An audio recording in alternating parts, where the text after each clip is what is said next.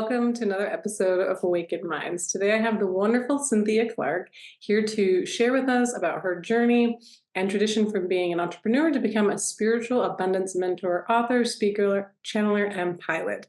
Welcome, Cynthia. Please dive in, share with everybody a little bit more about yourself and just whatever you'd like to bring up as well. Yeah, thank you so much for having me on the show. This is terrific. I'm so excited to be here. I love sharing what I know about life and abundance and ascension, and really it's all about how to live your best life. You know, people, I really have a soft spot for people who struggle and who are, you know, they're just, it's been rough lately, right? It's not easy being in a body in a human life. Very much so. Like it's just not easy. So I have compassion for those who are having transitions in their lives, and they haven't quite figured out how to really make their life the best it can be. And I would love to see everybody thriving and really in an authentic path that is in alignment with their soul, with their personality, with their free will, and making sure that they are fulfilling their purpose. You know, that's what we're here for. Very much agree. I love that you're touching base on purpose. What inspired you in this journey and kind of just got you into helping people with this alignment piece? Yeah, so I actually, I used to have a pretty traditional background. You know, I grew up in Salt Lake City. I was Mormon. I went to college and got a degree in business. And I ended up owning my own restaurant. Wow. I did that for 7 years with my ex-husband, and we were down in Zion National Park, and it was a very successful company, but it was tiring. You know, anybody out there who's ever run a restaurant knows that you're pretty much a slave to the business, you know? So, I mean, I was putting in probably 80 to 100 hours a week. Wow. You know, I mean, it's all I did, really. But there were some blessings that came through that. And one was my qigong teacher showed up, and she just walked into the restaurant one day, and, you know, this really beautiful lady, and she's like, "Oh, I'm teaching qigong." And I was just looking at her like, "What is that?" And I had no idea what it was. I had never heard of alternative energy healing before. You know, I was, like I said, pretty traditional. And so she just invited me to train with her, and I ended up training with her for 5 years. Wow. So that was really a pivotal point in my life, even though I was still like really engrossed in my business and my, you know, running my restaurant. I made time every single week to go to her class.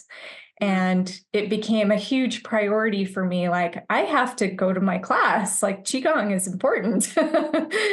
And that's when I really learned, like, hey, there's so much more to health and wellness, and just the whole universe opened up for me at that time. It was really profound. It was amazing. That is phenomenal. I have actually a very similar story, so that's really cool to hear just how that aligned for you. When you kind of got into that path, what else, I guess, manifested from that space for you that got you to where you're at today? Well, so it was a progression for sure. And, you know, I would definitely say that everybody who is on their ascension path or their purpose path, you know, it sometimes comes around in very unexpected ways. Yes. And that is when, so I ended up selling my restaurant, and we sold everything after 7 years, and we moved back to Salt Lake City. And then I was really not sure about what I was going to do with the rest of my life. So essentially I was retired at age 31. Wow. And my husband at the time, he wanted to travel the country. So we bought an RV, we traveled the country, kind of like retired people do. Mhm. And so that was fun for a little while, but my soul was starting to get a little antsy, and it's like, I feel like I'm too young to be retired, and I really felt like I needed to be doing something, but I didn't know what it was. So I went to the library and I ended up picking up a book on palmistry of all things. Awesome. And that's when I had my deja vu experience. So I picked up that book. I felt like, this is interesting. I want to learn more about this. I don't know, like at the time, I didn't know anything about it. Mhm. And so when I took it home and I started to read it, I had this overwhelming familiarity with the material. I got chills all over my body, and I was just like, wow, why is this so familiar? And Mhm. I just knew that I had studied it before. And it was really interesting too. I don't know if any of you ever get like a claircognizance or clairaudience. For me, it was very clairaudient at that point. I got a clear message from spirit that said, you need to study this again. Wow. And that was the exact wording. You need to study this again. And so I knew I had studied it before. And that was really the starting point of my next phase of my career. That So is I dove phenomenal. in. Yeah.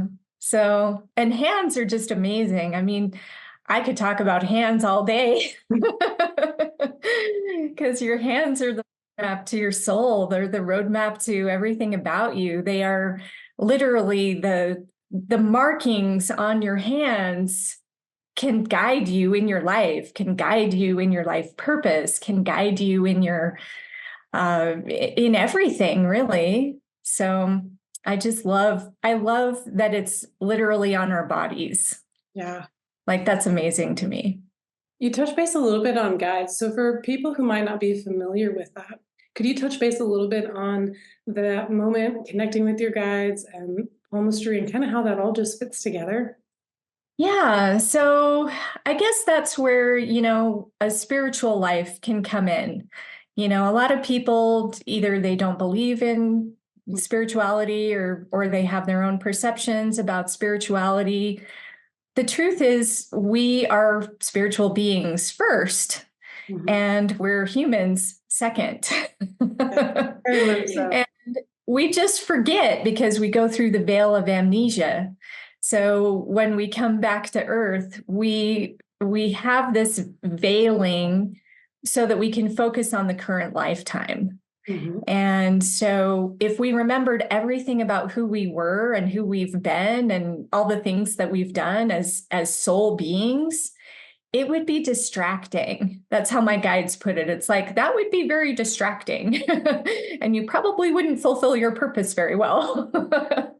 So that's how they kind of talk about it. So, it's funny though, because we have those moments in time where we have certain awakenings or certain things come to us or certain things are presented to us. And I like to refer to those as the synchronicities, the serendipity of life. We have a plan and we come in with a plan, but we also have our free will and things can vary and there's all sorts of variations that can come up. But yeah, I feel like if you the better and the more you can get in tune with your spirit guides and your angels, whoever you want to communicate with, Mhm. your life will be better for it. And you will be happier. You will be more on track. It just really changes everything. And that's why I love meditation so much, because meditation is such a great way to go inward and really start to connect to the guides and connect to your higher self, so that you can get answers to make progress in your life that maybe you wouldn't have come up with on your own. you Yeah. know? But this collective network and team that's there for you to help you, support you. And I love that you brought out too, like we have free will. We have this plan, but we also have free will. And, finding those paths and making sure we're in alignment and following that kind of a higher self alignment and soul path. Like that's beautiful, like how you outlined, like, we could get derailed. We have that choice, but we can also have the choice to get back on track and be in alignment. You Exactly. you mentioned when we were kind of interacting back and forth that you've worked with over 7,000 people to help them with manifesting abundance. Could you touch base a little bit about that and maybe how that relates to the palmistry or, you mentioned as well the mojo of multidimensional manifestation? Yes. So, really, manifesting is something that I started doing after my divorce. Okay. So, I divorced my first husband after 19 years. And then I was really in I guess you would say, my dark night of the soul. Mm-hmm. It was a very dark period of my life, and it lasted for about 2 years. Wow. So, I have a deep compassion for people who go through major trauma and stress. I ended up getting vertigo for 9 months, and I was living in a mouse infested cabin, and I moved like 13 times in 3 years. I mean, it was really rough. And I was in Colorado at that time. So I lived in Aspen, Colorado for 7 years before moving to Sedona, where I live now.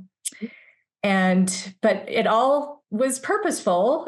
But during that time, it's been definitely over 15 years now, I've been reading people's hands, working with them on a very deep level, because, when you look at someone's hands, there's so much there. And this is something most people don't realize, is that your soul level is in your hands. So your fingerprints form 5 months before you're born. They never change. That's your soul imprint. So you have a soul agenda. And so understanding that will help you with your life purpose, your life lesson, your overall way that you look at the world is in through those fingerprints. But we also have the hand shape. So I wrote another book called Stories in Your Hands. That was my last book that came out in 2017. And that book is all about the archetypes. So you have a hand shape that forms by the time you're about 5 or 6 years old. And that is going to be set for the rest of your life. And that's going to be your subconscious influence, and your personality archetype is going to come through that. Wow. And that corresponds with the tarot. So there's 22 of those archetypes, and they correspond to the major arcana cards of the tarot. So you can find out your archetype just by looking at your hand shape, which is pretty cool. Yeah. And then, and then you have your free will aspect, like we talked about. And the free will aspect is all the lines in your hands. So the lines, they actually mimic the neural pathways of the brain. They ebb and flow like rivers of energy. And so when you look at your lines, you can, especially, like, this is what I do with people now, is we look at some of the really fine little detail lines, and I can find where a block is, or where maybe there's something that needs to shift or wants to shift. And that's where the abundance comes in. So while I was having my vertigo experience, and I was flat on my back for several months, and I mean, it was really the only way I could feel better was to close my eyes and lie down. And the doctors, of course, were like, "Oh, we can't fix this." It was one of those things. But it was actually a blessing in disguise, because my spirit guides woke me up. I'm not kidding you, at 5:55 every single morning, on the dot. Okay. And I would be wide awake, and I'm not a morning person. And so for me, like 5:55 every morning, are you kidding me? I'm usually fast asleep at that time. So that's early. Yeah, it's very early, but it was interesting, because it was sort of like the universe knew that I was going to be going through this transition. And so I would get up at 5:55, and I would go and I would meditate. And that's when I really started connecting with my spirit guides. And because I was in such a dark space and I felt, completely alone, I mean, it was a really tough time.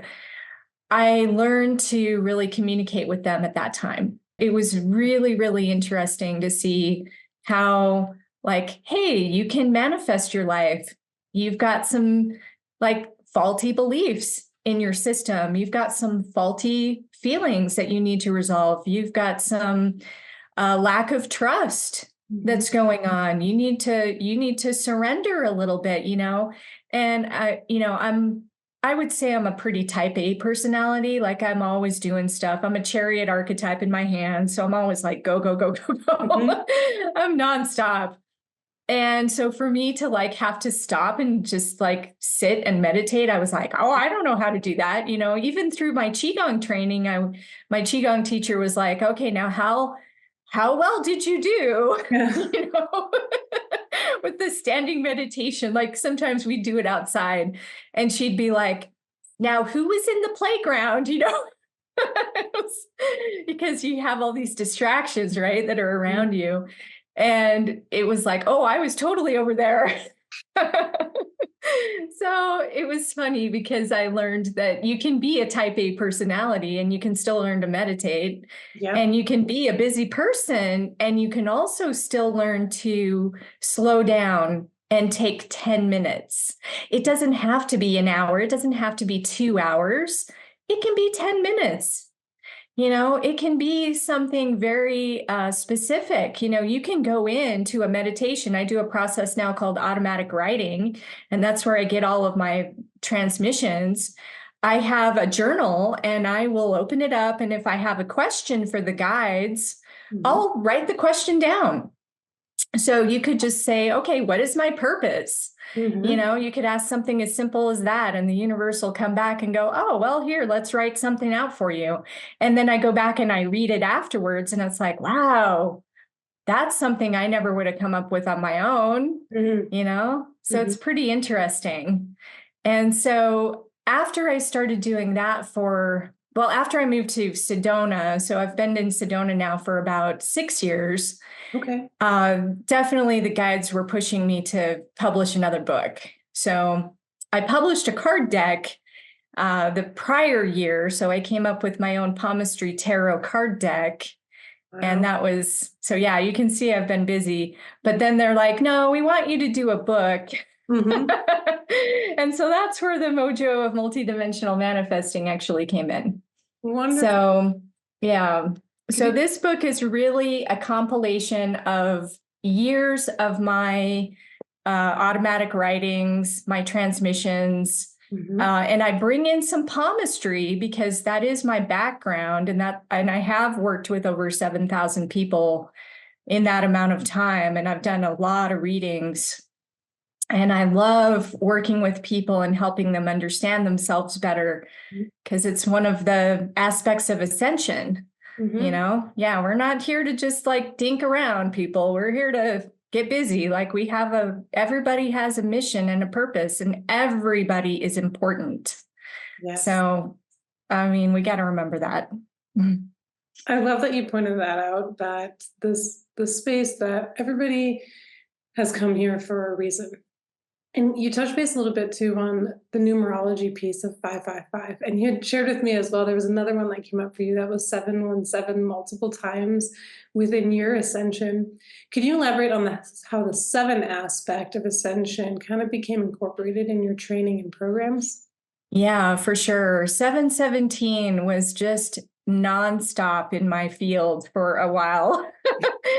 And it was so funny. I mean, and that was one reason why I ended up becoming a pilot, which is another kind of really weird sort of left turn.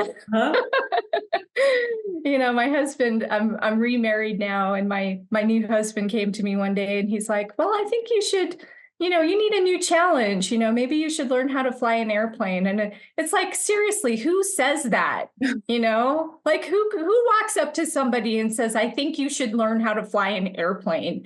That was just really random. And neither of us have an aviation background. He doesn't fly airplanes. Oh, Because a wow. lot of people ask me that, and it's like, no, he doesn't fly. He's my professional passenger. But I started seeing that number 717. And so I was definitely on a mission to learn, like, what is this number? Mhm. And so the 7 is in my numerology, it's my birth path number. And it's also my husband's birth path number. So we have the same Oh. number 7, which is spiritual. And there are also 7 aspects of ascension. Mhm. So my spirit guides gave me the 7 steps that we need to follow in order to ascend our vibration and step into a new dimensional reality, and that's where we're all headed, whether we realize it or not. And then the 17, they told me, was the number of ascension. Oh. So I thought that was kind of interesting. So they told me to take the number of the end of the Mayan calendar. Mhm. Okay, so which was December 21st, 2012. Mhm. And they told me to add 17 years to that number. So that puts you into 2029. And they Oh, told me that was the timeline, at least at the time that they told me. They said that was the timeline of ascension for the planet. wow. So I was like, okay, wow, that's exciting. And then I was wondering, well, what about individuals? Like, are individuals going to be all on this timeline, Mhm. or what? How does that work? And then they came back and said, no, actually, everybody is on their own timeline.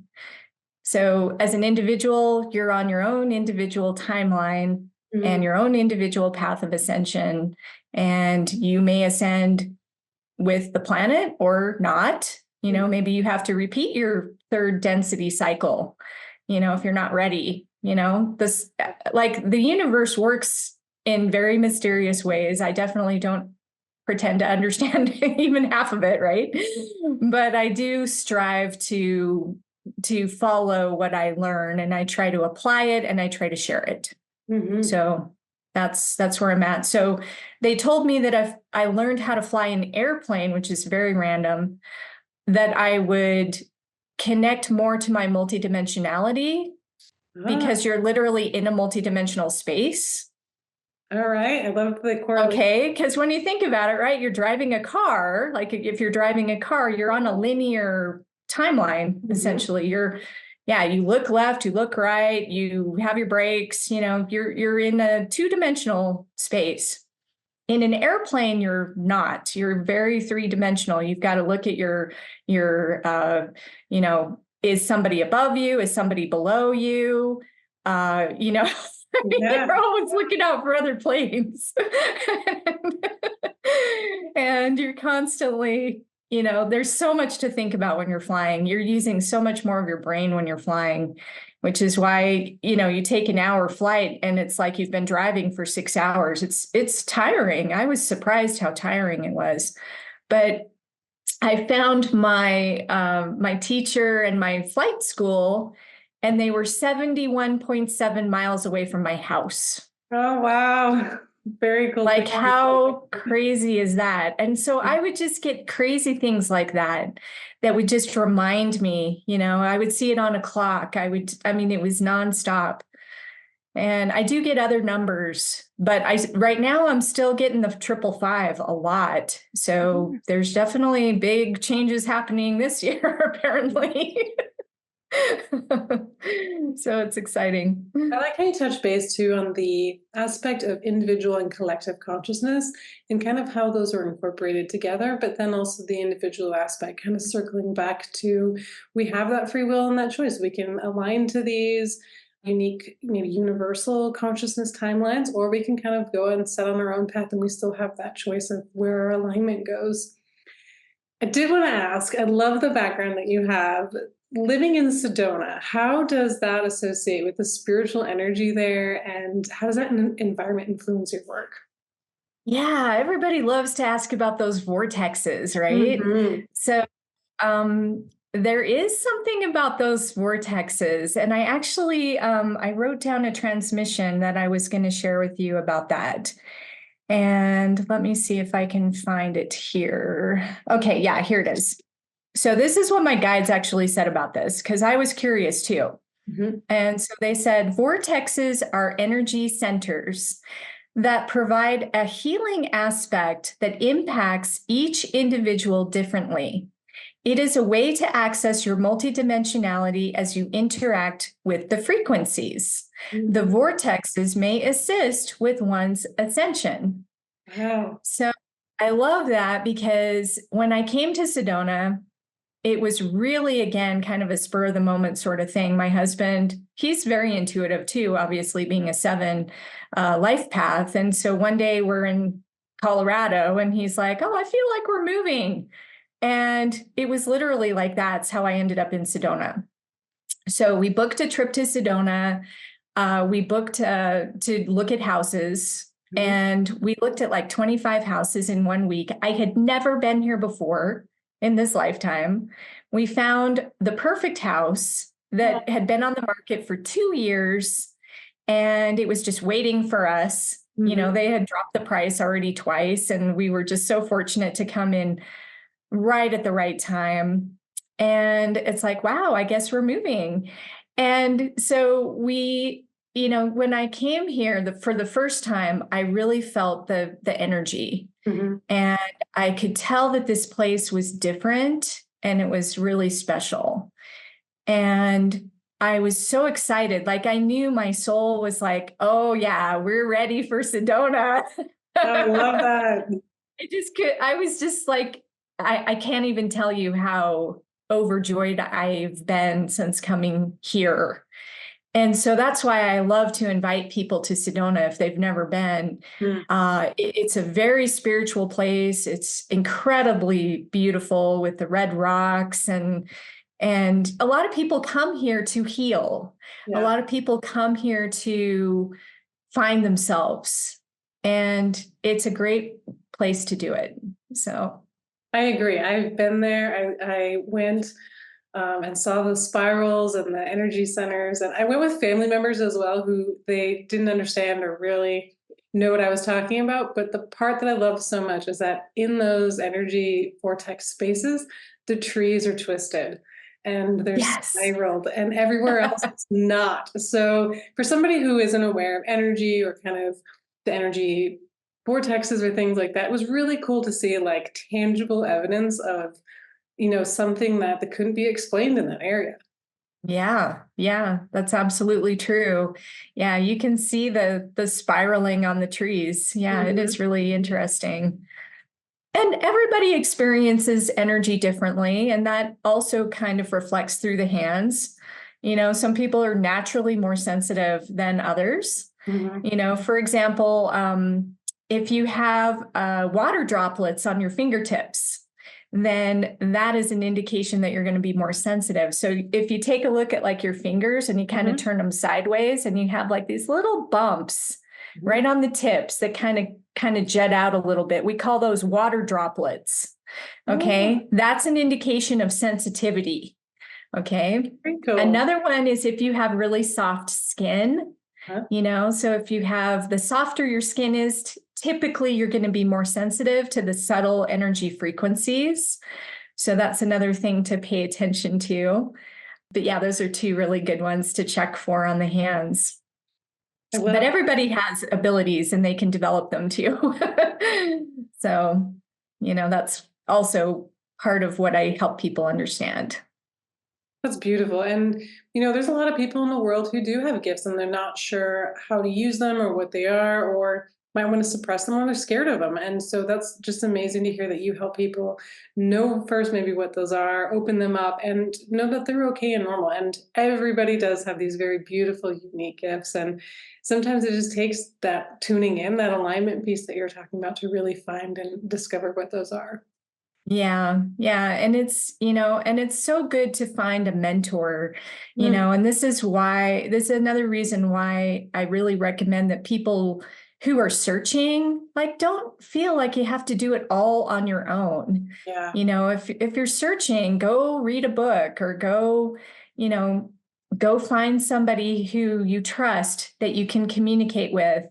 Listen to podcasts. I mean, this is one of the best platforms, in my opinion, for people to really hear some other perspectives, because there is a lot out there that maybe you're not aware of, and now my guides have been teaching me about palm portals and like, this is kind of I don't know if you would call it ascended palmistry, maybe you would call it that, but it's taking the singular level of, like, we're reading the hands to we're actually working with the hands, and we're elevating through these portals. And so you can think of Sedona having these vortexes, and there's other ones, of course, on the planet as well. And in fact, most of the pyramids and all of the sacred landmarks of the world are on these sacred vortex spots. But we also have little mini vortexes within our very own hands. And that's what the guides have told me. And so each one of your fingerprints is actually a portal. And so you can access your multidimensionality right through the different portals of your palms. And so I thought, wow, that is so interesting. And like, how does that work? I was really fascinated. But the first thing to understand is the fingerprint patterns do make a difference. So there are 4 basic types of fingerprint patterns, and they correspond to the elements. So I do read each finger individually, but then I also read all 10 as a whole. Okay. So it does get a little bit complicated, but each finger represents a different aspect of who you are. Okay, so for example, your thumb represents your portal of willpower. Okay, your right thumb. Okay, so this is your manifesting finger. This is like, okay, this is where we get things done. This is results. This is taking something to completion. This is our very much our free will. Okay, so you can choose things to bring into your life, or you can surrender and see what comes in, right? You can do a little bit of both. But when you work with your right thumb, you're really working with your willpower, and you're saying, I am choosing this. So it's good to take a look at your thumb, and you can ask yourself, okay, well, first of all, what kind of fingerprint do I have on this finger?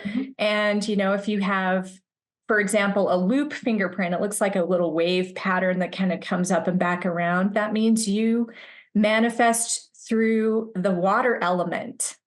Okay. So yeah, each one represents a different element. Very cool. So if you have a whirl, you're going to manifest through air. If you've got an arch, you're going to manifest through the earth element. So anyway, so that it's interesting to see sort of like how do you operate? And then working with that portal, you can open it, you can activate it, you can start to really co-create your life. And that's what I love, helping people to understand that they do have the power to co-create their life. And my guides came in and they told me, and that's how actually this book came about, the Mojo of Multidimensional Manifesting, is that we have these intentions, right? We set intentions. So, it's important to pay attention to what intentions you're actually setting. And it's also important to notice what do you actually believe to be true? Yes, beliefs are important. Yeah. So if like, for example, the first, so they told me that there are 8 essential intentions that you need to have anchored in your energy field in order to manifest anything you want in your life. And the first one I do consider the most important, and that is, I know that I am a magical manifester of any abundance.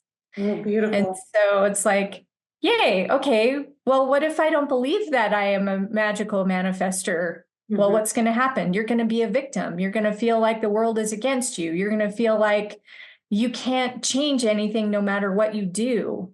Like, how horrible is that?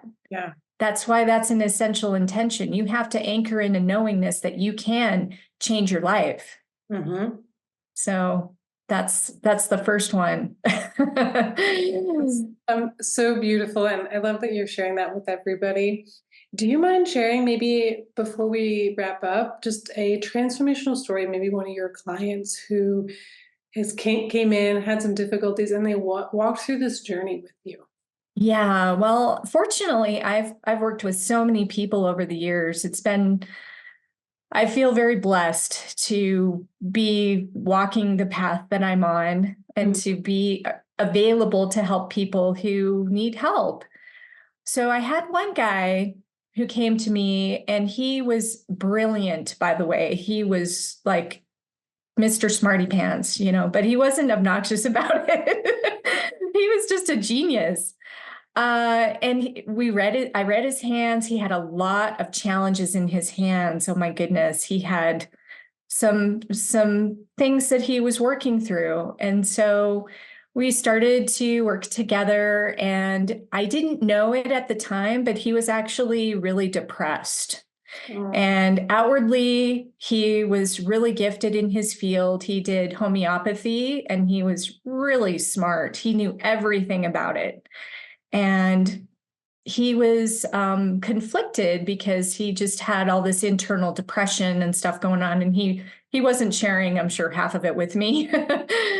But we ended up doing some sessions together. And then he came to me and he's like, well, I was actually thinking about checking out. Oh, no. And I was so sad to hear that. I'm like, oh my God, please do not do that, And he's like, but the work that you've done with me has actually done the exact opposite of what I thought it would do, because he thought it would help him to check out. Oh. Instead, it anchored him in his body. Oh, wow. And so he ended up changing careers. And I mean, he went on quite a journey at that point, but he decided to stick it out. And I'm really grateful for that. That's a massive transformation. Yeah. So you just never know. I mean, I worked with a teenager one time who was just confused about school, and they were not doing well in school. And the aunt came and brought him to me, and we didn't even do a long session. It was maybe half an hour or something.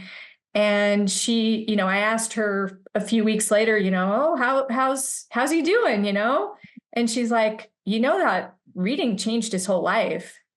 Oh, wow. And I'm like, really? And she's like, yeah, he's doing way better in school. He's got more confidence. He's got more of a sense of who he is. I mean, it made me very happy to hear that. That's beautiful. So thank you for sharing that with everybody. As we wrap up, is there anything else you'd like to share with our listeners? Any final pieces of wisdom and advice? And especially, where can people find you? Yeah, so I did want to share something, actually. I wanted to give you guys a quote from my guides.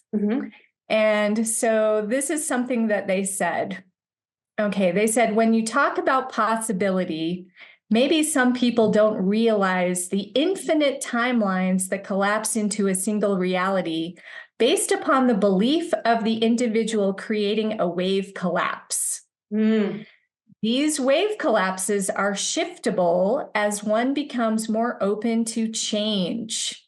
This is why the ability to change is so important if one wants to create a new or different reality than the one currently being experienced.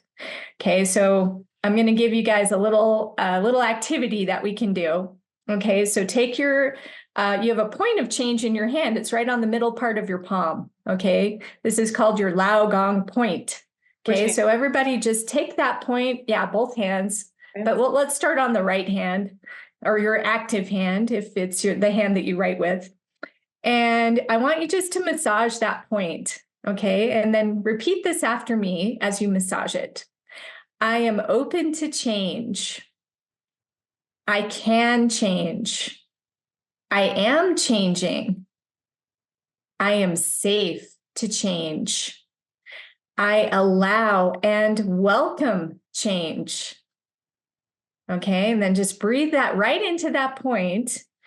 And then the guides said this. They said, apply this to your own life as you realize it is not the future that needs to change or the circumstances. It is only yourself and your perception that created the wave collapse in the first place. Oh, I love that. Yeah, so we have more ability than we know. That is actually in such alignment with what I'm doing my dissertation on, which is quantum physics and the effects of our mind on reality. So with you sharing the collapse of wave function and everything, that's so cool to hear because it really correlates with what I'm doing in my PhD. Oh, that's awesome. Yeah, very neat. That just kind of another synchronicity moment.